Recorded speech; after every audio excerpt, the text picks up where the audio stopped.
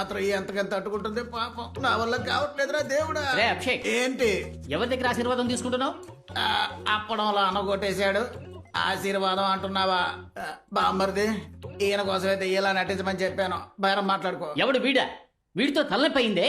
నీ యాక్టింగ్ బాగుంటుందా? ఏది నన్ను భయపెట్టి చూద్దాం.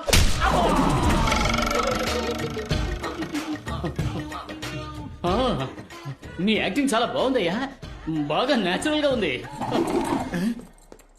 ఏంటి అలా వదిలిపెట్టేశాడు? చిక్కాడు చిట్టి బాబు. తమ్ముడు, నటించమంటే నిజంగా కొడుతున్నావు. ఇక చాలా ఆపు. ఎవరి పిల్లలు? ఇదిగో, కొట్టే వాళ్ళందరూ వాళ్ళ ఉన్నారా, లేక వాడే అందరినీ కొడుతున్నాడా? అభిషేక్, నీ ఒపీనియన్? ఇకపై మనం కాంప్లాన్, బూస్ట్, హార్లిక్స్ అన్ని కలిపి తాగాలనుకుంటా. ఎందుకు సార్? మనకి దెబ్బలు తట్టుకునే శక్తి కావాలిగా. కొట్టిన కొట్టుడికి కలబోసి కడుపులోనే కక్కుకున్నట్టుంది. కాంప్లైంట్ కావాలా నీకు? ఎక్కడికో అర్జెంటుగా తీసుకుపోతున్నట్టుగా ఉంది. ఎందుకు రివర్స్ గేర్ వేశాడు? అన్నులు తిన్నా నీకు తిక్క కుదరలా. అమ్మా, అయ్యయ్యో, మళ్ళీ మన మీదకి వస్తున్నాడే. ఆడు దేన్ని ఒక టేక్ లో ఓకే చేయడు సార్. ఏదో నీ మాట వింటాడు అన్నావుగా, కొంచెం కోటింగ్ ఆపమని చెప్పరా. అరగంటకు పైన అయింది సార్ నేను చెప్పి. ఆడ క్యారెక్టర్ నుంచి ఇంకా బయటికి రాలేదు.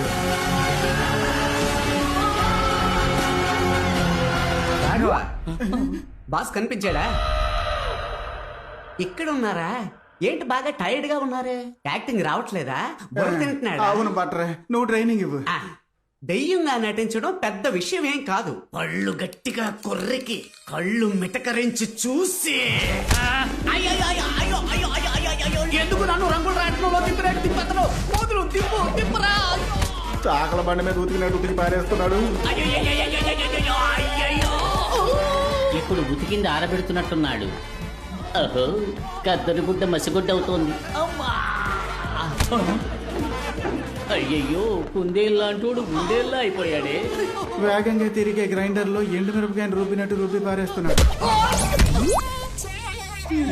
వాడి సంగతి సరే, మనం బతికుంటే బొత్స తినచ్చు పదా. అవును, ఇంకా శాంతించలేదా? జాతర రంగులు రాట్నం తిప్పేవాడు అనుకుంటా. వీటి కొట్టి పారేసి మమ్మల్ని కాపాడరా. రాఘవా, దెబ్బకి నీ దెయ్యం దిగేట్టు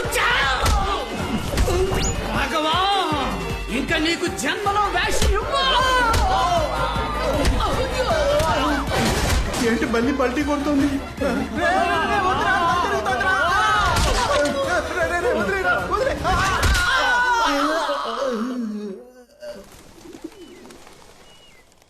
రాఘవ ఒంట్లో ఆత్మ ఉందని మీరెలా కనిపెట్టారు? నిన్న కాళీని వెతుక్కుంటూ వాడింటికి వెళ్ళాను. అక్కడ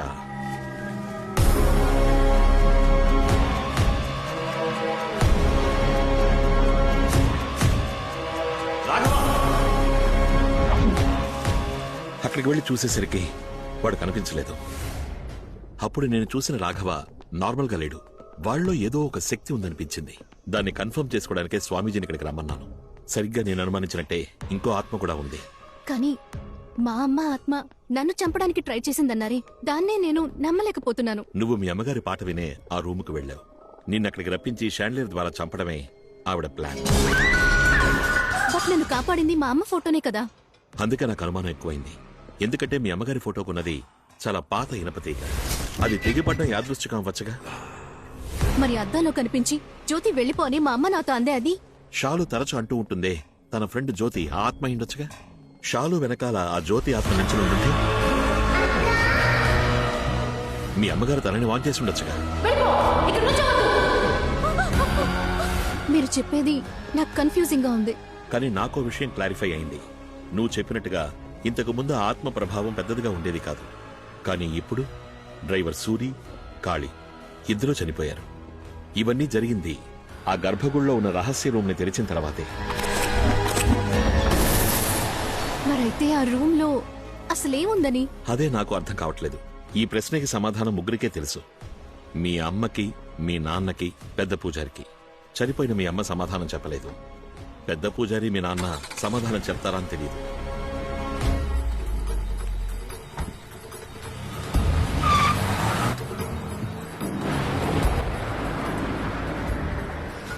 బాడీ వాచింది. మనం ఒకరికొకరు అమృతాంజనం రాసుకుందామా? అప్పుడైతే మీ ఆవిడ వేడి నీళ్ళు పెట్టమనండి సార్, మనం ముగ్గురం కలిసి లాల్ పోసుకుందాం. రాఘవ ఎవరితో వెళ్తున్నాడు? జమీందారు తోటే. వాడినిందుకయ్యా పంపించారు? ఆడిని మేమేం పంపించలేదయ్యా, ఆడే మమ్మల్ని పంపులా కొట్టాడు.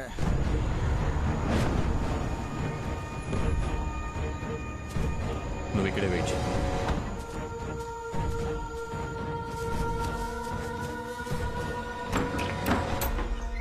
స్వామి, నాకు చాలా భయంగా ఉంది స్వామి. 2 రోజుల నుంచి ఖాళీ కనబడడం లేదు. కొన్నాళ్ల క్రితం డ్రైవర్ సూర్య అంతఃపురం స్విమ్మింగ్ పూల్లో చచ్చిపడున్నాడు. మొదట్లో కరెంట్ షాక్ కొట్టి చచ్చిపోయాడు అనుకున్నాను. కానీ జరిగే సంఘటనలు బట్టి చూస్తుంటే ఇదంతా తన పనే అనిపిస్తోంది. అవును, ఆ తలుపుని తెరిచినప్పటి నుంచే ఇలా జరగడం మొదలైంది స్వామి. ఇక మిగిలింది మనిద్దరమే స్వామి.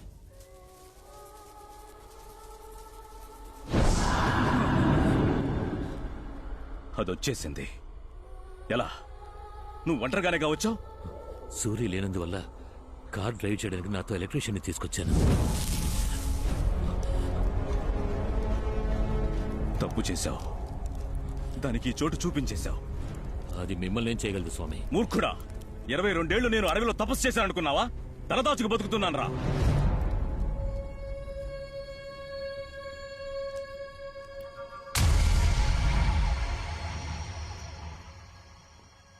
రాఘవ, నువ్వెందుకు ఇక్కడికి?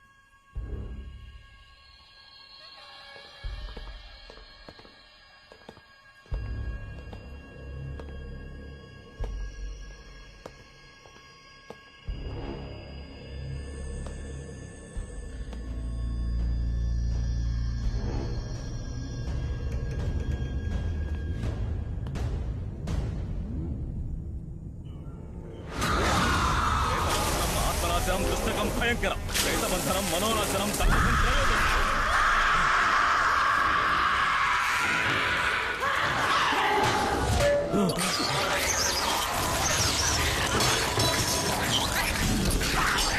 స్వామి రండి స్వామి, వెళ్ళిపోదాం. దాన్ని వదిలేస్తే అది మనల్ని మళ్ళీ వెతుక్కుంటూ వస్తుంది. నువ్వు ఈ కలస తీర్థంతో ఇక్కడే ఉండు. నేను అమ్మవారికి ధారపోసిన చీరతో దాన్ని బంధిస్తాను. కలసం కింద పడకూడదు.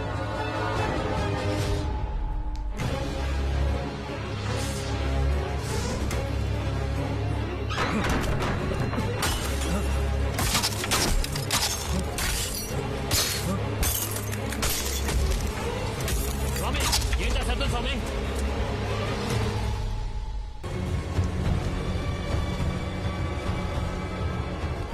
భయపడకండి, నా వల్ల మీకు ప్రమాదమేం లేదు.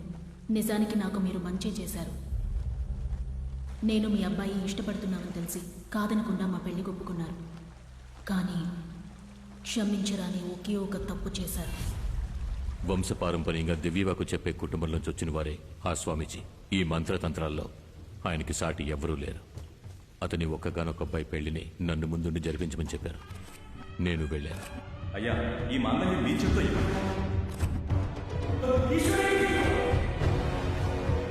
నీ అంతానికి నువ్వు ఉండాల్సిన చోటు ఇది కాదు. ఏం దిగులు పడకండి, నేను తల్లి మహారాణిలా చూసుకుంటాను. మీ మీద మీ మీద మీ మీద.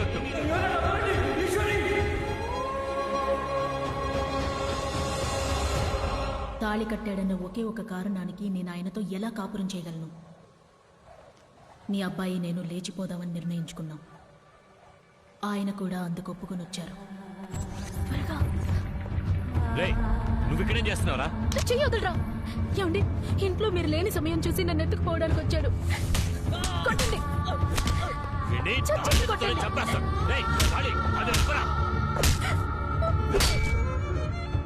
అతను తన్నులు తినడం చూసి నేను తట్టుకోలేకపోయాను. కానీ అతన్ని కాపాడాలని నిజం చెప్పుంటే నన్ను చంపేసి ఉండేవారు. నేను చనిపోతానని కూడా నాకు బాధ లేదు.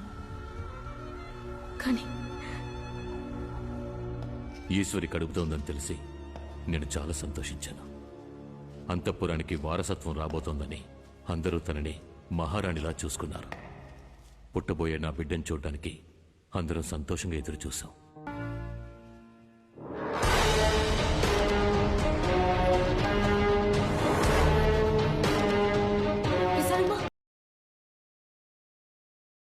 చిట్టి తల్లి నోట్లోంచి నురుగొస్తోంది. విషం పట్టిస్తే నురగ తప్పకుండా వస్తుంది.